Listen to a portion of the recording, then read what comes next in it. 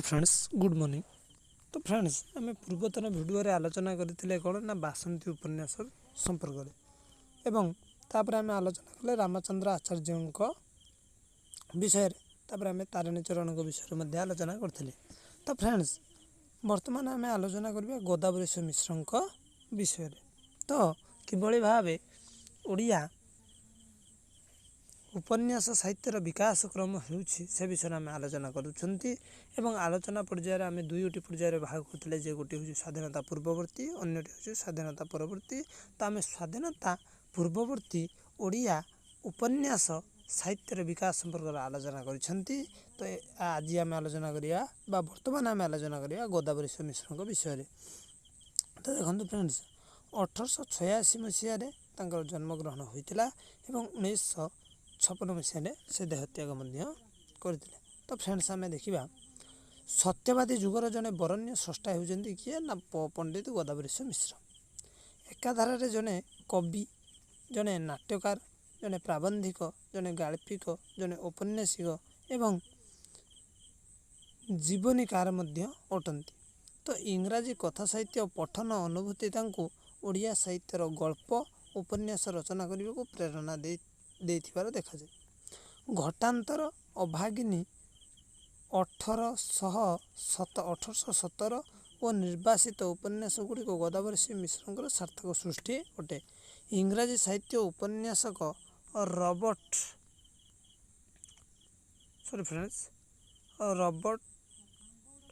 Robert Louis स्टीवेंसकर the strange of case of doctor Jekyll and mister Hyde उपन्यास को गोदावरी मिश्र घटान्तर नाम करते। अर्थात लुइस स्टीवेंसकर गोटे उपन्यास को ये ओडिया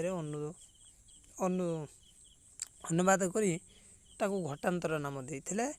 एवं तांकर अन्य 3 गोटी उपन्यास केवल विदेशी कथावस्तु ग्रहण करी रचना करमितिक इंग्राजी औपन्यासिक चार्ल्स डिकेन्सकर a tale of two cities उपन्यास प्रत्यक्ष अनुवाद से प्रत्यक्ष भाव अनुवाद न करी यारी अवलंबन ओडिशार पाइक विद्रोह को नहीं 1817 उपन्यास गोटे रचना कले एवं रचना करते। तो यहाँ भी गोटे सर्ट क्वेश्चन आसपे इंग्राजी औपन्यासिक चार्ल्स डिकेन्स को a tale of the two cities उपन्यासर प्रत्यक्ष अनुवाद न करी यह अवलंबन ओडिशा रे गोदावरी मिश्र रचना करिथिबा उपन्यासर नाम कौन ना 1817 उपन्यास रचना कले।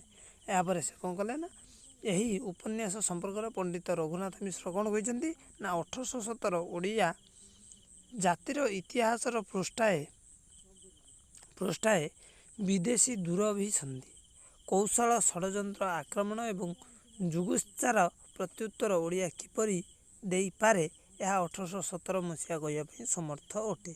तो यह केवल उपन्यास ढंग से लिखित बोली उपन्यास श्रेणी अंतर्भुक्त ताहा नहेले सत्य यार प्रतिपत्र निहित अच्छी और से भरी कौन रही ना अभिगिनी उपन्यासटी फरासी उपन्यास विक्टर ह्यूग लेस मिसक्राइबेबल पुस्तक अवलंबन लिखित होती। तो गोदावरी मिश्र को देखिले जो उपन्यास कौन कले ना इंग्रेजी साहित्यर से जन अनुवादक कहले चले और इंग्राजी साहित्यर विभिन्न कवि मान लेखनी को आधार करी से उपन्यास भंडार को समृद्ध कर। तो गोदावरी महापात्र विषय आम देखा तो सत्यवादी जुगर अन्यतम स्रष्टा होती किए ना गोदावरी महापात्र। से कौन कर से 6 गोटी उपन्यास रचना कर किए ना गोदावरी महापात्र। कमिटी ना तांकर उपन्यास गुड़िक हूँ राजद्रोही 1925 आ गोटे हूँ रक्तपात 1930 अर्थात 5 वर्ष पर प्रेम पथे 1932 2 वर्ष पर बंदीर माया 1934 2 वर्ष पर वीर युवक 1936 अर्थात प्रथम 1925 5 वर्ष ठार पुणी 2 वर्ष अवधि व्यवधान होती 1936 विद्रोह 1938। तो राजद्रोही उपन्यासटीर ओडिशार राजत्व करुवा भईवंशर कलुषित कहानी को नहीं वृद्धिमंत होती। विशेषकर भईवंशर परस्पर मध्य कौन हो कहल लगी विदेशी बेपारी मानकर उपद्रव्य लुंठन आदि स्थान पाई विद्रोह और प्रेमपथ उपन्यास 2 समाज संस्कार मूलक अटे। तो समाज संस्कार मूलक विद्रोह और प्रेमपथ ये 2टी समाज संस्कार मूलक उपन्यास अटे। कहार ना गोदावरी महापात्र ए बाल्य विवाह ବିଧବା ବିବାହ ନେଇ ତତ୍କାଳୀନ ସମୟରେ ଯେଉଁ ଶାରଦା ଆଇନ କରାଯାଇଥିଲା ତାହାରି ପୃଷ୍ଠଭୂମିରେ ଏହା ରଚିତ ହୋଇଥିଲା। ତ ପ୍ରେମ ପଥେ ଉପନ୍ୟାସ ଚିଠିପତ୍ର ଛଳରେ ରଚିତ ଏକ ନାରୀ ସ୍ୱାଧୀନତାକୁ ଗୁରୁତ୍ୱ ମଧ୍ୟ ଦିଆଯାଇଛି।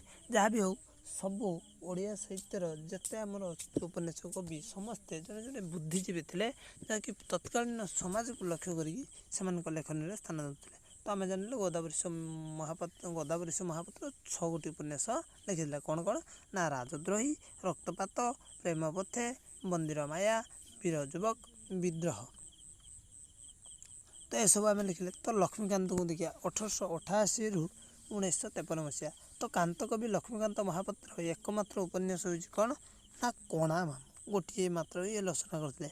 ଏହାର ରଚନା ହେଉଛି କେତେ ନା 1937 ମସିହାରେ, କିନ୍ତୁ ଉପନ୍ୟାସ ଏହାକୁ 1947 ମସିହା ସେପ୍ଟେମ୍ବର ସଂଖ୍ୟାଠାରୁ ପତ୍ରିକା ଡଗରରେ ଧାରାବାହିକ ଭାବେ ପ୍ରକାଶ କରିଥିଲେ। ଅର୍ଥାତ୍ ଡଗର ପତ୍ରିକାରେ ଏହା ଧାରାବାହିକ ଭାବେ ପ୍ରଚଳିତ ହେଲା। ତ ଆଲୋଚ୍ୟ ଉପନ୍ୟାସରେ କ'ଣ ହୋଇଛି ନା ଉପନ୍ୟାସରେ ଜାତୀୟ ଆନ୍ଦୋଳନର, ପୁଲିସର ହୁଙ୍କାପିଟା ଶାସନ ଓ ପାଶ୍ଚାତ୍ୟ ଚଳନୀର ପ୍ରଭାବକୁ ସେ ଉଲ୍ଲେଖ କରିଛନ୍ତି। କଣା ମାମୁଁ ଚରିତ୍ର ହେଉଛି ମୁଖ୍ୟ ଚରିତ୍ର। ଆଦର୍ଶ ସମାଜ ଗଠନ କରିବା ଦିଗରେ କଣା ମାମୁଁ ଚରିତ୍ରକୁ ଲେଖକ ମଧ୍ୟ ଗଢ଼ି ତୋଳିଛନ୍ତି। ତ କାନ୍ତକବି ଲକ୍ଷ୍ମୀକାନ୍ତ ଗୋଟିଏ ମାତ୍ର 1937 ମସିହାରେ ରଚନା କରିଥିଲେ। କ'ଣ ନା କଣା ମାମୁଁ, ଯିଏକି 1947 ମସିହା ସେପ୍ଟେମ୍ବର ସଂଖ୍ୟାଠାରୁ ପତ୍ରିକା ଡଗରରେ ଧାରାବାହିକ ଭାବେ ପ୍ରକାଶ ପାଇଥିଲା। ତ ଦେଖିବା ତାପରେ ଆସିକି ନା ଗୋବିନ୍ଦ ଚନ୍ଦ୍ର ତ୍ରିପାଠୀ, ଯିଏକି 1999ରୁ 1926, ଅର୍ଥାତ୍ ସ୍ୱାଧୀନତାର ପୂର୍ବବର୍ତ୍ତୀ ଔପନ୍ୟାସିକଗଣ ଆମେ ଯେତେ ଦେଖିବା ସେମାନଙ୍କ ମଧ୍ୟରେ ଅନ୍ୟତମ ହେଉଛନ୍ତି ଗୋବିନ୍ଦ ତ୍ରିପାଠୀ, ଏବଂ ସେ ପ୍ରମାଦ 1925, ପତିତାର ଆତ୍ମକଥା 1930, ମାୟାବୀ 1941 ଏବଂ ଗୁଇନ୍ଦା ଗଦାଧର 1949, ଚତୁର ଗଦାଧର 1951 ଆଦି ଲେଖକଙ୍କର ଗୋଟେ ଅନ୍ୟାନ୍ୟ ସୃଷ୍ଟି। ତ ଔପନ୍ୟାସିକ ତ୍ରିପାଠୀ ନିଜ ଉପନ୍ୟାସ ଗୁଡ଼ିକରେ ପାରିବାରିକ ଜୀବନ ଧାରାର ମଧ୍ୟ ଶୃଙ୍ଖଳା ସଂସ୍କାର ଗୁରୁତ୍ୱ ଦେଇଛନ୍ତି। ତ ଏହାକୁ ଯଦି ଧାଡ଼ିଏ ଧାଡ଼ିଆରେ ଆମେ ପ୍ରକାଶ କରିବା ତ ଗୋବିନ୍ଦ ଚନ୍ଦ୍ର ତ୍ରିପାଠୀ ଅନନ୍ୟ ବିନ୍ଧାଣୀ ଅଟନ୍ତି, ଏବଂ ସେ କ'ଣ ଲେଖିଥିଲେ ନା ପ୍ରମାଦ, ପତିତାର ଆତ୍ମକଥା, ମାୟାବୀ, ଗୁଇନ୍ଦା ଗଦାଧର, ଚତୁର ଗଦାଧର ଇତ୍ୟାଦି ଲେଖିଥିଲେ। ତ ଫ୍ରେଣ୍ଡସ୍ ଏତିକି ମନେ ରଖିବାର ଅଛି। ସେଭଳି କୁନ୍ତଳା କୁମାରୀ ସାବତଙ୍କର ଆମେ ଯଦି ଦେଖିବା 1900ରୁ 1938 ମସିହା। ନାରୀ କବି କୁନ୍ତଳା କୁମାରୀ ସାବତ ସ୍ୱାଧୀନତା ପୂର୍ବବର୍ତ୍ତୀ ତଥା କଥା ସାହିତ୍ୟର ଜଣେ ଅନ୍ୟାନ୍ୟ ଲବ୍ଧ ପ୍ରତିଷ୍ଠିତା ଔପନ୍ୟାସିକ ଅଟନ୍ତି। ତ ସେ 6 ଉପନ୍ୟାସ, ଏ ମଧ୍ୟ 6 ରଚନା କରିଥିଲେ। କ'ଣ ନା ହେଉଛି ଭ୍ରାନ୍ତି, ନଅତୁଣ୍ଡ ଓ ରଘୁଅରକ୍ଷିତ, କାଳୀବୋହୂ, ପରଶମଣି, ଚିତ୍ରପଟ, ଯେଉଁଟାକି ଅସମ୍ପୂର୍ଣ୍ଣ ରହିଛି। ତ ପାରିବାରିକ ଜୀବନର ସଂସ୍କାର, ଜାତୀୟତାବୋଧ, ନାରୀ ସ୍ୱାଧୀନତା, ବାଲ୍ୟ ବିବାହ ପ୍ରଥା ବିରୁଦ୍ଧରେ ବିପ୍ଳବ ଏବଂ ସମାଜ ସଂସ୍କାର ମନୋବୃତ୍ତିକୁ ନେଇ କୁନ୍ତଳା କୁମାରୀ ସାବତ କ'ଣ କରିଥିଲେ ନା ନିଜର ଉପନ୍ୟାସ ଭଣ୍ଡାରକୁ ସମୃଦ୍ଧ କରିଥିଲେ। ତାଙ୍କ ପରେ ଆସନ୍ତି ଉପେନ୍ଦ୍ର କିଶୋର ଦାସ। ସେ ମଧ୍ୟ କ'ଣ କରୁଛନ୍ତି, ସେ ମଲାଜହ୍ନ 1922 ମସିହାରେ ଉପନ୍ୟାସଟି କ'ଣ କଲେ ନା ରଚନା କଲେ। ତ ଉପନ୍ୟାସିକ ଉପେନ୍ଦ୍ର କିଶୋର ଦାସଙ୍କର ଏକ ସମର୍ଥ ମନସ୍ତାତ୍ତ୍ୱିକ ଉପନ୍ୟାସ ହେଉଛି କ'ଣ ନା ମଲାଜହ୍ନ। ତ ଉପନ୍ୟାସ ସମ୍ପର୍କରେ ପ୍ରଫେସର ନରେନ୍ଦ୍ରନାଥ କହିଛନ୍ତି, ମଲାଜହ୍ନ ଏକ ଆତ୍ମକଥନୀ ଭଙ୍ଗୀରେ ଲେଖା ଉପନ୍ୟାସ। ଏଠାରେ ନାୟିକା ସତୀ ଯେପରି ବୃହତ୍ତର ସମାଜର ସମସ୍ତଙ୍କୁ ନିଜ ଜୀବନର ଅକୁହା କାହାଣୀ କହି ବସିଛି। ସମାଜ କେବଳ ବାହାର ଦେଖେ, ଅନ୍ତରାଳରେ କ'ଣ ଘଟିଯାଏ ତାହା ଦେଖେ ନାହିଁ। ସତୀ ତାହା ହିଁ ଦେଖାଇଛି। ଆଧୁନିକ ଓଡ଼ିଆ କଥା ସାହିତ୍ୟ ଉପନ୍ୟାସ, ଓଡ଼ିଆ ସାହିତ୍ୟ ଏକାଡେମୀ 1982 ପୃଷ୍ଠା ନମ୍ବର 56ରେ ଆଲୋଚ୍ୟ ଉପନ୍ୟାସକୁ ନେଇ 1956 ମସିହାରେ ଓଡ଼ିଆରେ ଏକ ମଲାଜହ୍ନ ନାମକ ଚଳଚ୍ଚିତ୍ର ମଧ୍ୟ ପ୍ରସ୍ତୁତ ହୋଇଛି। ତ ଆଲୋଚ୍ୟ ଉପନ୍ୟାସରେ ମୁଖ୍ୟ ଚରିତ୍ର ହେଉଛି ସତୀ ଓ ନାଥ ନନାଙ୍କୁ ଦେଖିବାକୁ ମିଳେ। ତ ମଲାଜହ୍ନ ଉପନ୍ୟାସର କଥାବସ୍ତୁ ଅତି ଚମତ୍କାର। କ'ଣ ରହିଛି ନା ଉପନ୍ୟାସର ପ୍ରଥମ ଭାଗରେ ସତୀ ଓ ନାଥ ନନା ମଧ୍ୟରେ ଗୋଟେ ପ୍ରେମ ସମ୍ପର୍କ ଗଢ଼ିଛି, କିନ୍ତୁ ପରବର୍ତ୍ତୀ ପର୍ଯ୍ୟାୟରେ ସତୀର ବିବାହ ଏକ ଧନଶାଳୀ ବୃଦ୍ଧ ସହ ହୋଇଛି। ସେଠାରେ ସତୀ ଅସନ୍ତୁଷ୍ଟ ହୋଇଛି ଓ ଶାଶୁ ଘରେ ନିଜକୁ ଚଳାଇ ପାରିନାହିଁ। ପୋଇଲୀ ସହିତ ସ୍ୱାମୀଙ୍କର ସମ୍ପର୍କ ଥିବା ଜାଣି ସତୀ ଆହୁରି ବିପର୍ଯ୍ୟସ୍ତ ହୋଇପଡ଼ିଛି। ସେ ମାନସିକ ଦ୍ୱନ୍ଦ୍ୱରେ ଶେଷକୁ କ'ଣ କରୁଛି, ନାଥ ନନା ସହ କଟକ ଫେରି ଆସିଛି। ସେଠାରେ ତାର ପିତା ମାତା ମୃତ ବୋଲି ନାଥ ନନାଙ୍କ ଠାରୁ ଶୁଣି ଶେଷରେ ନାଥ ନନା ସହିତ ଗ୍ରାମକୁ ଫେରିଛି। ନାଥ ନନାଙ୍କ ସହିତ ସମ୍ପର୍କକୁ କେନ୍ଦ୍ର କରି ଗାଁରେ ଅନେକ ଗୁଜବ ଉଠିଛି। ନାଥ ନନାଙ୍କର ବ୍ୟକ୍ତିତ୍ୱକୁ ଅକ୍ଷୁଣ୍ଣ ରଖିବା ଉଦ୍ଦେଶ୍ୟରେ ଏକ ଚିଠି ଲେଖି ସତୀ ଗାଁ ଛାଡ଼ି ଚାଲିଯାଇଛି। ଉପନ୍ୟାସଟି ନାଟକୀୟ ଭାବେ ପରିସମାପ୍ତି ଘଟିଛି। ନାରୀ ଜୀବନର ଅକୁହା କଥାକୁ ଉପନ୍ୟାସିକ ସୁନ୍ଦର ଭାବେ ଆଲୋଚ୍ୟ ଉପନ୍ୟାସରେ ସ୍ଥାନ ଦେଇଛନ୍ତି। ବହୁତ ସୁନ୍ଦର ଉପନ୍ୟାସଟେ ଲେଖିଛନ୍ତି କିଏ ନା ଉପେନ୍ଦ୍ର କିଶୋର ଦାସ, ଯାହାକି ଗୋଟେ ନାରୀର ଚରିତ୍ରକୁ ନେଇକି ଗୋଟେ ଆତ୍ମଜୀବନୀ ଭରା ଉପନ୍ୟାସ ଅଟେ ଏବଂ ଉପନ୍ୟାସର ନାଁ ହେଉଛି ମଲା ଜହ୍ନ। ତ ଆମେ ସତ ଦେଖିଲେ କ'ଣ, ତାପରେ ଆସିବା ଏଥିରେ ମୁଖ୍ୟ ନାୟକ ହେଉଛି କିଏ, ନାୟିକା ହେଉଛି କିଏ ନା ଆମର ସତୀ ଏବଂ ନାୟକ ହେଉଛି କିଏ ନାଥ ନନା। ତ ଆମେ ପୁଣି ଦେଖିବା କ'ଣ ନା କମଳାକାନ୍ତ 1908ରୁ 1982 ମସିହାରେ ସେ କ'ଣ ଥିଲେ ନା ସ୍ୱାଧୀନତା ପୂର୍ବବର୍ତ୍ତୀର ଜଣେ ଉପନ୍ୟାସିକ ମଧ୍ୟ ସେ ଥିଲେ। ତ ସେ କ'ଣ କରିଥିଲେ ନା ବୋଉ, ସରଦୀ ନାନୀ, ମଣିଷର ଦାବୀ, ମନର ବାର୍ତ୍ତା, 24 ନମ୍ବର କ୍ୟାବିନ୍, ମଦ ଭାଟି, ଭାଉଜ ବୋଉ, ମନ ଚୋରି, ଜୀବନ ସଉଦା, ସଦର ମଫସଲ, ଚରିତ୍ରହୀନା, ତ ବନାନୀର ନିଦ୍ରାଭଙ୍ଗ, ଦୀପ ଶିଖା, ଆଜାଦ, ଚାନ୍ଦିନୀ ଚୌକେ, ଚିତ୍ର ତାରକା, ପଦ୍ମାଳୟା ହୋଟେଲ ପ୍ରଭୃତି ସାର୍ଥକ ଉପନ୍ୟାସ ରଚନା କରିଥିଲେ। ତ ବୋଉ ଉପନ୍ୟାସଟି ଉପନ୍ୟାସଙ୍କର ସଫଳ ସୃଷ୍ଟି କାହାର ନା କମଳାକାନ୍ତଙ୍କର ବୋଉ ଉପନ୍ୟାସଟି ବହୁତ ବେଶ ଚମତ୍କାର ମଧ୍ୟ ଅଟେ। ଏହି ଉପନ୍ୟାସ 1927 ମସିହାରେ ସବୁଜ ସାହିତ୍ୟ ସମିତି ମାଧ୍ୟମରେ ପାଠକମାନଙ୍କ ଦୃଷ୍ଟି ଆକର୍ଷଣ କରିଥିଲା। ଏହା ଏକ ସାମାଜିକ ଉପନ୍ୟାସ ଅଟେ। ଏତଦ୍ ବ୍ୟତୀତ ମନସ୍ତତ୍ୱ ଧର୍ମୀ ଉପନ୍ୟାସ ଲେଖିବାରେ ଉପନ୍ୟାସୀଙ୍କର ପ୍ରାଧାନ୍ୟ ମଧ୍ୟ ରହିଛି। ତ ଗ୍ରାମୀଣ ଭାଷା ଢଗଢମାଳି ପ୍ରୟୋଗ ଉପନ୍ୟାସକୁ ମଧ୍ୟ ବୃଦ୍ଧିମନ୍ତ କରିଛି। ତ କମଳାକାନ୍ତଙ୍କ ବିଷୟରେ ଲେଖିଲେ ଅନେକ ଗୁଡ଼ିଏ ଲେଖିଛନ୍ତି, କିନ୍ତୁ ବୋଉ ଉପନ୍ୟାସଟି ତାଙ୍କର ବେଶ ହୋଇଛି ଖ୍ୟାତି ସମ୍ପନ୍ନ। ଏହି ଉପନ୍ୟାସ କ'ଣ ହୋଇଛି, ଏହା ଗୋଟିଏ ସାମାଜିକ ଉପନ୍ୟାସ। ଏଥିରେ ମନସ୍ତାତ୍ତ୍ୱିକ ଉପନ୍ୟାସରେ ଦେଖିବାର ଉପନ୍ୟାସିକ ପ୍ରାଧାନ୍ୟ ମଧ୍ୟ ରହିଛି। ତ ଗ୍ରାମୀଣ ଭାଷା ରହିଛି, ନିଷ୍କପଟ ଭାଷା ରହିଛି, ସରଳ ଭାଷା ରହିଛି, ଯଦ୍ୱାରା କି ଉପନ୍ୟାସଟି ବେଶ ସମୃଦ୍ଧ ମଧ୍ୟ ହୋଇଛି। ତାପରେ ଆମେ ଆଲୋଚନା କରିବା ଚକ୍ରଧର ମହାପାତ୍ରଙ୍କ ବିଷୟରେ 1908ରୁ 1982 ମସିହା ପର୍ଯ୍ୟନ୍ତ। ତ କମଳାକାନ୍ତ ଓ ଚକ୍ରଧରଙ୍କର ଜନ୍ମ ଗୋଟିଏ ସମୟରେ ହୋଇଥାଏ ଯାହାକି ଜଣାପଡ଼ୁଛି। ତ ଲୋକ ସାହିତ୍ୟର ସଂଗ୍ରାହକ ରୂପେ ଚକ୍ରଧର ମହାପାତ୍ର ପରିଚିତ ଅଟନ୍ତି। ଲୋକ ସାହିତ୍ୟର ସଂଗ୍ରାହକ ଆମେ 4th ସେମିଷ୍ଟାରର ଯେଉଁମାନେ ପଢ଼ିବ ତୁମେମାନଙ୍କର ଲୋକ ସାହିତ୍ୟ କ'ଣ ସେ ବିଷୟରେ ଜାଣିବ। ତ ତାର ଜଣେ ସଂଗ୍ରାହକ ହେଉଛନ୍ତି ଚକ୍ରଧର ମହାପାତ୍ର। ତ ଉପନ୍ୟାସ ସାହିତ୍ୟ କ୍ଷେତ୍ରରେ ଲେଖକଙ୍କର ଭୂମିକା ଗୁରୁତ୍ୱପୂର୍ଣ୍ଣ, ବିଶେଷ କରି ଐତିହାସିକ ସାମାଜିକ ଉପନ୍ୟାସ ରଚନାରେ ଔପନ୍ୟାସିକ ଲେଖନୀ ମଧ୍ୟ ଜୀବନ୍ତ।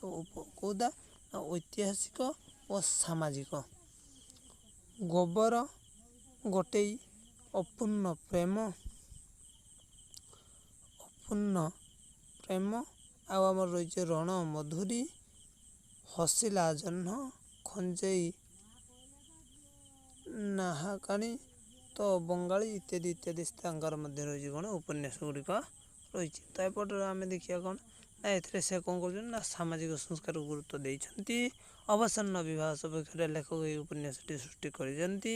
ତ ବଙ୍ଗାଳୀ ଉପନ୍ୟାସଟି ଐତିହାସିକ ଉପନ୍ୟାସ ରୂପେ ମଧ୍ୟ ପରିଚିତ ହୋଇଛି। ମରହଟ୍ଟା ବର୍ଗୀମାନଙ୍କର ସହିତ ଗଡ଼ଜାତ ରାଜାମାନଙ୍କର ସଂଘର୍ଷର କାହାଣୀକୁ ନେଇକି ଏହି ଉପନ୍ୟାସ ମଧ୍ୟ ରୁଦ୍ଧିମନ୍ତ ହେଇଛି। ତ ଫ୍ରେଣ୍ଡସ୍ ଏଥିରେ କିଛି ନାହିଁ, କେବଳ ପଢ଼ିବା ଥରେ କେବଳ ପଢ଼ିବା। ତ ସେଥିପାଇଁ ମୁଁ ମଧ୍ୟ ଶୀଘ୍ର ଏହାକୁ ଶେଷ କରିଦେଉଛି। ତାପରେ ହେଉଛି କ'ଣ ନା ହରେକୃଷ୍ଣ ମହାଦେବ, ତ ଯିଏକି 1899ରୁ 1987 ପର୍ଯ୍ୟନ୍ତ ହରେକୃଷ୍ଣ ମହାତାବ ଥିଲେ ଏକଧାରାରେ ଜଣେ କ'ଣ ଥିଲେ ନା ରାଷ୍ଟ୍ରନୀତିଜ୍ଞ, ଜଣେ ଚିନ୍ତାନାୟକ ଥିଲେ, ଜଣେ ସଂଗଠକ ଥିଲେ, ଜଣେ ଐତିହାସିକ ଥିଲେ, ଜଣେ ଗବେଷକ ଥିଲେ, ଜଣେ ସାମ୍ବାଦିକ ଥିଲେ, ଜଣେ ସୁସାହିତ୍ୟକ ମଧ୍ୟ ଥିଲେ। ଲେଖକ ଉପନ୍ୟାସ ଗୁଡ଼ିକ ତତ୍କାଳୀନ ସମାଜର ଚିତ୍ରକୁ ବହନ କରି ପରିପୃଷ୍ଟ। ପ୍ରତିଭା, ଅବ୍ୟାପାର, ନୂତନଧର୍ମୀ, ଟାଉଟର, ତୃତୀୟ ପର୍ବ, 1975 ଆଦି ଉପନ୍ୟାସ ଗୁଡ଼ିକର ଔପନ୍ୟାସିକ ଉଲ୍ଲେଖନୀୟ କୃତି। ଗାନ୍ଧୀଙ୍କର ଆଦର୍ଶବାଦ, ସମାଜରୁ ଜାତି ଧର୍ମ ଭେଦଭାବ ଦୂର କରି କ'ଣ କରିବା ନା ଏ ଦେଶରେ ତରୁଣମାନଙ୍କୁ ଦେଶ ସେବାର ମହାମନ୍ତ୍ରରେ ଦୀକ୍ଷିତ କରିବା ହେଉଛି ପ୍ରତିଭା ଉପନ୍ୟାସର ଅନ୍ତଃସ୍ୱର ରହିଛି। ତ ଏହା ଏକ ରାଜନୈତିକ ଉପନ୍ୟାସ। ଟାଉଟର ଉପନ୍ୟାସରେ ବେଶ ଚର୍ଚ୍ଚିତ ଉପନ୍ୟାସ। ଗାଁ ଟାଉଟର ମାନଙ୍କର କ୍ରିୟାକଳାପ ଏଥିରେ ସ୍ପଷ୍ଟ ଅଙ୍କିତ ହୋଇଛି। ଉପନ୍ୟାସଟିରେ ବ୍ୟଙ୍ଗାତ୍ମକ ଭାବ ଫୁଟି ମଧ୍ୟ ଉଠିଛି।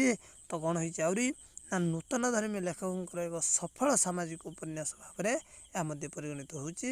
ତ ସାମାଜିକ ସଂସ୍କାର ଏହି ଉପନ୍ୟାସରେ ମୂଳ ଧର୍ମ ଅଟେ।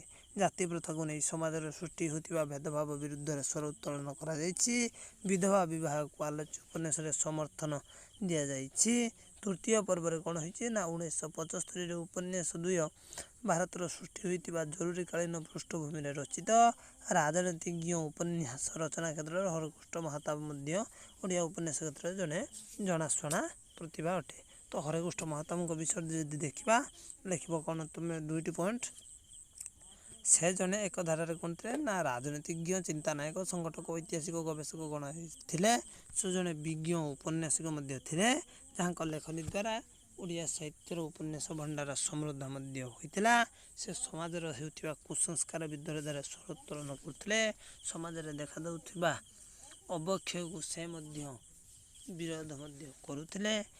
ଲୋକମାନଙ୍କୁ ଶିକ୍ଷିତ ହେବା ପାଇଁ ମଧ୍ୟ ପରାମର୍ଶ ଦେଉଥିଲେ ଏବଂ ସମାଜର ପ୍ରତିଛବିକୁ ସେ ନିଜର ଉପନ୍ୟାସରେ କ'ଣ କରୁଥିଲେ ନା ଚିତ୍ରିତ କରୁଥିଲେ। ତାଙ୍କ ପରେ ଆମେ ଦେଖିବା କାଳିନ୍ଦୀ ଚରଣ ପାଣିଗ୍ରାହୀ। ସେ କ'ଣ କରୁଥିଲେ ନା ସାମାଜିକ ଉପନ୍ୟାସ ରଚନା କରିବା କ୍ଷେତ୍ରରେ ଔପନ୍ୟାସିକ କାଳିନ୍ଦୀ ଚରଣ ପାଣିଗ୍ରାହୀଙ୍କ ଭୂମିକା ଗୁରୁତ୍ୱପୂର୍ଣ୍ଣ। ଅର୍ଥାତ୍ ହରକୃଷ୍ଣ ମହତାବଙ୍କୁ ଆମେ ଜାଣିଲେ ରାଜନୈତିକ ଉପନ୍ୟାସ, ତ ସାମାଜିକ ଉପନ୍ୟାସ କ୍ଷେତ୍ରରେ କିଏ ନା କାଳିନ୍ଦୀ ଚରଣ ପାଣିଗ୍ରାହୀ ଜଣେ ବେଶ୍ ଜଣାଶୁଣା ବ୍ୟକ୍ତି ଅଟନ୍ତି।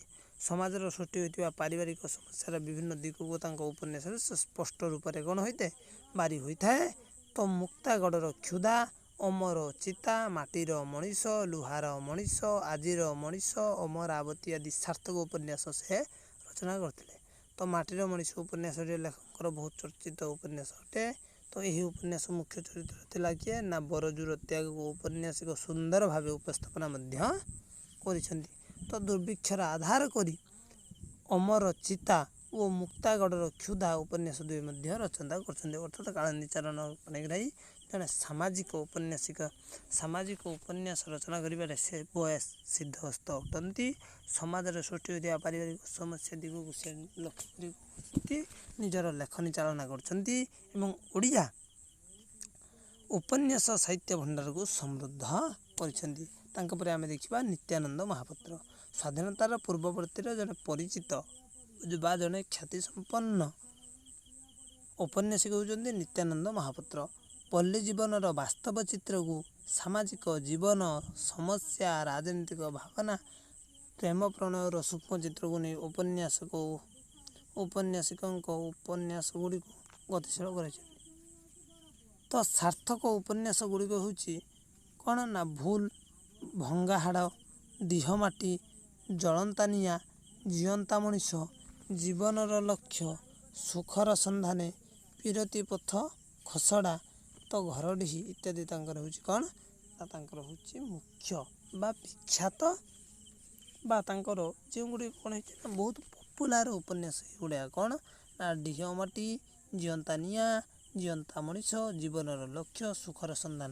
ଅର୍ଥାତ୍ ଏଗୁଡ଼ିକ ରଚନା କରି ସେ କ'ଣ କରୁଛନ୍ତି ନା ଓଡ଼ିଆ ଉପନ୍ୟାସ ସାହିତ୍ୟର ଶବ୍ଦ ଭଣ୍ଡାରକୁ ବେଶ୍ ସମୃଦ୍ଧ କରିପାରିଛନ୍ତି ଏବଂ ଆମ ସାହିତ୍ୟକୁ ଏକ ବିରାଟ ସ୍ଥିତିରେ ନେଇ ପହଞ୍ଚାଇ ପାରିଛନ୍ତି। ଆମେ ବର୍ତ୍ତମାନ ଯେଉଁ ସ୍ଥିତିରେ ଅଛନ୍ତି ବହୁତ ଉନ୍ନତ ସ୍ଥିତିରେ, କିନ୍ତୁ ସେ ସମୟର ସମାଜରେ ଭାଷା ପ୍ରତି ଏଭଳି ମଧ୍ୟ ଆସିଥିଲା କ'ଣ ନା ଭାଷା ପ୍ରତି ଏଭଳି ଭାବରେ ବିରୋଧ ଆସିଥିଲା, ଯାହାର ଫଳସ୍ୱରୂପ ଏମାନଙ୍କ ଲେଖା ପାଇଁ ଆଜି ଓଡ଼ିଆ ସାହିତ୍ୟ ବଞ୍ଚି ରହିଛି। ଏମାନଙ୍କ ଲେଖା ଯୋଗୁଁ ଓଡ଼ିଆ ସାହିତ୍ୟ ଆଜି ଶାସ୍ତ୍ରୀୟ ଭାଷାର ମାନ୍ୟତା ପାଇଛି। ତ ଓଡ଼ିଆ ଜାତି ପାଇଁ ଏମାନେ ହେଉଛନ୍ତି ଚିର ନମସ୍ୟ। ତ ଫ୍ରେଣ୍ଡସ୍, ଯାହା ବି ହେଉ ଆମେ ଆଗକୁ ଯିବା। ତ ଆମେ ଜାଣିଲେ ପ୍ରେମ ସମ୍ପର୍କୀୟ ଠାରୁ ଆରମ୍ଭ କରି ସମସ୍ତ ବିଷୟରେ ଚର୍ଚ୍ଚା କରୁଛନ୍ତି, ଯେମିତିକି ରାଜନୀତି ଠାରୁ ଅର୍ଥନୀତି, ଅର୍ଥନୀତି ଠାରୁ ପୁଣି ପ୍ରେମ ଜୀବନ ପର୍ଯ୍ୟନ୍ତ ସବୁକିଛି ବର୍ଣ୍ଣନା ରହିଛି। ତ ଫ୍ରେଣ୍ଡସ୍, ଆମେ ଆଲୋଚନା କରିବା। ତ ବହୁ ପ୍ରସଙ୍ଗ ଆମେ ଅବତାରଣା କଲେ। ତ ଦିହମାଟି ଭଙ୍ଗାହାଡ଼ି ଉପନ୍ୟାସ ଦ୍ୱାରା ତତ୍କାଳୀନ ସାମାଜିକ ପ୍ରାଣସ୍ପନ୍ଦନରୁ କ'ଣ କରିଥିଲା ରଚିତ ହୋଇଥିଲା। ଏବେ ଆମେ ଜାଣିଲେ କେତେଜଣ କବି ଥିଲେ ଯିଏକି କ'ଣ କଲେ ଆଲୋଚନା କଲେ କ'ଣ ନା ସ୍ୱାଧୀନତାର ପୂର୍ବବର୍ତ୍ତୀ ଅର୍ଥାତ୍ ସ୍ୱାଧୀନତାର ପୂର୍ବବର୍ତ୍ତୀ ଉପନ୍ୟାସମାନଙ୍କ ବିଷୟରେ। ତ ଆମେ ଦେଖିବା ସେଇ ଯେଉଁ ସ୍ୱାଧୀନତା ପୂର୍ବବର୍ତ୍ତୀ ଉପନ୍ୟାସ ଗୁଡ଼ିକ ଥିଲା ତାଙ୍କର ଅନ୍ତଃସ୍ୱରଟା କ'ଣ ଥିଲା, ମାନେ ଉପନ୍ୟାସର ଗାମ୍ଭୀର୍ଯ୍ୟ କ'ଣ ଥିଲା, ସେମାନଙ୍କର ଉଦ୍ଦେଶ୍ୟ କ'ଣ ଥିଲା, ସେମାନଙ୍କର ଲକ୍ଷ୍ୟଟା କ'ଣ ଥିଲା, ସେଇ ଲକ୍ଷ୍ୟ ଗୁଡ଼ିକ ଆମେ ନିମ୍ନରେ ପ୍ରଦାନ କରାଯାଇଛି। ଆମେ ତାକୁ ଲକ୍ଷ୍ୟ କରିବା କ'ଣ ନା ସ୍ୱାଧୀନତା ପୂର୍ବବର୍ତ୍ତୀ ଓଡ଼ିଆ ଉପନ୍ୟାସର ସମୟସୀମା ହେଉଛି କେତେ ନା 1877 ଠାରୁ 1947 ମସିହା ମଧ୍ୟରେ ସୀମିତ ଥିଲା। ତ ଆମେ ଯଦି ବିଶେଷ କରି ତତ୍କାଳୀନ ସାମାଜିକ ରାଜନୈତିକ ସାଂସ୍କୃତିକ ସମସ୍ୟାକୁ ନେଇ ଏହି ସମୟରେ କ'ଣ ହେଇଥିଲା ନା ଉପନ୍ୟାସ ଗୁଡ଼ିକ ରଚନା ହେଇଥିଲା। ଅର୍ଥାତ୍ ସାମାଜିକ ସ୍ଥିତି, ରାଜନୈତିକ ଆଉ ସାଂସ୍କୃତିକ ସ୍ଥିତିକୁ ନେଇ ଉପନ୍ୟାସ ଗୁଡ଼ିକ ରଚିତ ହୋଇଥିଲା। ତ ଆମେ ଦେଖିବା ନଅଙ୍କ ଦୁର୍ଭିକ୍ଷର କରାଳ ଚିତ୍ର ତତ୍କାଳୀନ ସମୟରେ ଏକ ପ୍ରମୁଖ ଘଟଣା ଥିଲା ଏବଂ 1866ରୁ 1867 2 ବର୍ଷ ଧରି ଦୁର୍ଭିକ୍ଷର କଳାର ଗ୍ରାସରେ ଓଡ଼ିଆର ମେରୁଦଣ୍ଡ ମଧ୍ୟ ଭାଙ୍ଗି ଯାଇଥିଲା। ଲୋକମାନେ ପୋକ ମାଛି ପରି ମୃତ୍ୟୁବରଣ କଲେ। ଖାଦ୍ୟ ଅଭାବରେ ଲୋକେ କ'ଣ କଲେ ନା ଖାଦ୍ୟ ଛତରରେ ପଶି ନିଜର ଜାତି ଧର୍ମ ଭୁଲି ମଧ୍ୟ ଯାଇଥିଲେ। ପେଟ ବିକଳରେ ଗଛର ପତ୍ରକୁ ଖାଇ ଜୀବନ ନିର୍ବାହ କରୁଥିଲା ଓଡ଼ିଆ ଜାତି। ଅନ୍ତଃସ୍ୱର କ'ଣ ଥିଲା ନା ଖାଦ୍ୟ ପ୍ରତି ସେମାନଙ୍କର ମଧ୍ୟ ଅନ୍ତଃସ୍ୱର କ'ଣ ଥିଲା ନା ଭୋକିଲା ଜନତା ଥିଲା। ତ ଇଂରାଜୀ ଶିକ୍ଷାର ବିସ୍ତାର ଫଳରେ ନବ ଯୁବପିଢ଼ିର ଅଭ୍ୟୁଦୟ, ଏମାନଙ୍କର ପ୍ରାଚୀନ ସଂସ୍କୃତି ପ୍ରତି ବିମୁଖତା ଥିଲା ତତ୍କାଳୀନ ସମୟରେ ଏକ ପ୍ରମୁଖ ମଧ୍ୟ ସମସ୍ୟା। ତ କ'ଣ ସମସ୍ୟା ଥିଲା ଏବଂ ସେ ସମସ୍ୟାକୁ ନେଇ କିଭଳି ଭାବରେ ଉପନ୍ୟାସ ମଧ୍ୟ ରଚିତ କରାଯାଇଥିଲା ଏବଂ ଯେଉଁ ଉପନ୍ୟାସ ଗୁଡ଼ିକ ରଚିତ ହେଉଛି, ତ ଆମେ ଯେତିକି ଉପନ୍ୟାସ ଦେଖିଲେ କ'ଣ ଥିବ ନା କିଛି ମୂଲିଆ ସମ୍ପ୍ରଦାୟର ଥିବେ, ସମ୍ପ୍ରଦାୟ ଶ୍ରେଣୀର ଲୋକମାନେ ମଧ୍ୟ ଥିବେ ଏବଂ ତାଙ୍କର ସଂଘର୍ଷଟାକୁ ଉପନ୍ୟାସ ମଧ୍ୟ ଉପସ୍ଥାପନ କରାଯାଉଛି। ଆଉ କ'ଣ ଥିଲା ନା ପଲ୍ଲୀ କେନ୍ଦ୍ରିକ ସମାଜ ଚେତନା ସହିତ ନଗର କେନ୍ଦ୍ରିକ ସମାଜର ଚେତନା ସଂଘର୍ଷ ସୃଷ୍ଟି ହେଲା। ଅର୍ଥାତ୍ ଯେତେବେଳେ ସପ୍ତଦଶ ଅଷ୍ଟାଦଶ ଶତାବ୍ଦୀ ସୃଷ୍ଟି ହୁଏ, ତ ଆମର ଶିଳ୍ପୀକରଣ ପ୍ରକ୍ରିୟାଟା ଆରମ୍ଭ ହୋଇଯାଏ ଭାରତବର୍ଷରେ। ତ ଶିଳ୍ପୀକରଣ ପ୍ରକ୍ରିୟାରେ ଲୋକମାନେ କ'ଣ କଲେ ନା ଯଦ୍ୱାରା କ'ଣ ନା ପଲ୍ଲୀ କେନ୍ଦ୍ରିକ ବା ଯେଉଁ ଥିଲା ଆମର କୃଷିଭିତ୍ତିକ ସମାଜରୁ ଆମେ ଶିଳ୍ପଭିତ୍ତିକ ସମାଜକୁ ପରିବର୍ତ୍ତିତ ଧୀରେ ଧୀରେ ହେଲେ। ତ ମାନସିକ ସ୍ଥିତିର ମଧ୍ୟ ପରିବର୍ତ୍ତନ ଘଟିଲା। ତ ଭାରତର ସ୍ୱାଧୀନତା ଆନ୍ଦୋଳନର ପ୍ରଥମ ଓ ଦ୍ୱିତୀୟ ବିଶ୍ୱଯୁଦ୍ଧ ଜନିତ ଆର୍ଥିକ ସଙ୍କଟ ଓ ସାମାଜିକ ଅବକ୍ଷୟ ମଧ୍ୟ ଏହାର କାରଣ ମଧ୍ୟ ଥିଲା। ପରବର୍ତ୍ତୀ ଉପନ୍ୟାସର ଅନ୍ତଃସ୍ୱର ମାନେ ସେ ଯେଉଁ ଉପନ୍ୟାସର ତାର ସ୍ୱରଟା ଆକ୍ଚୁଆଲି କ'ଣ ଥିଲା, ସେଇ ସ୍ୱରଟା କଥା କହୁଛି। କ'ଣ ଥିଲା ନା ପ୍ରଥମେ ହେଲା ନଅଙ୍କ ଦୁର୍ଭିକ୍ଷର କରାଳ ଚିତ୍ର, ଦ୍ୱିତୀୟରେ ଇଂରାଜୀ ଶିକ୍ଷାର ବିସ୍ତାର, ନବ ଯୁବପିଢ଼ିମାନଙ୍କର ଅଭ୍ୟୁଦୟ ଦେଖିଲେ, ପ୍ରାଚୀନ ସଂସ୍କୃତି ପ୍ରତି ସେମାନଙ୍କର ବିମୁଖତାକୁ ନେଇକି, ତ ପଲ୍ଲୀ କେନ୍ଦ୍ରିକ ସମାଜ ଯେତେବେଳେ ହେଲା ଶିଳ୍ପ ଭିତ୍ତିକ ବା ନଗର ଭିତ୍ତିକ ସମାଜରେ ପରିଣତ ହୁଏ। ଭାରତର ସ୍ୱାଧୀନତା ଆନ୍ଦୋଳନ ଆମେ ଯଦି ଦେଖିବା ପ୍ରଥମ ଦ୍ୱିତୀୟ ଏବଂ ବିଶ୍ୱଯୁଦ୍ଧ, ଆର୍ଥିକ ସଙ୍କଟ ସବୁ ଆମେ ଦେଖିଲେ, ଭାରତର ଜାତୀୟତାର ନୂତନ ପ୍ରାଣସ୍ପନ୍ଦନ ଓ ମହାତ୍ମା ଗାନ୍ଧୀଙ୍କର ସମାଜ ସଂସ୍କାର ଆନ୍ଦୋଳନ, ବିଧବା ବିବାହ ପ୍ରଚଳନ ଓ ଅସ୍ପୃଶ୍ୟତା ନିବାରଣ, ମଦ୍ୟ ନିଶାଦ୍ରବ୍ୟ ସଚେତନ ବିରୋଧ କରାଇବା ପାଇଁ ମଧ୍ୟ ଉପନ୍ୟାସ ସବୁ ରଚନା କରାଯାଇଥିଲା। ନାରୀ ଶିକ୍ଷାର ପ୍ରସାର ଓ ରାଜନୀତିରେ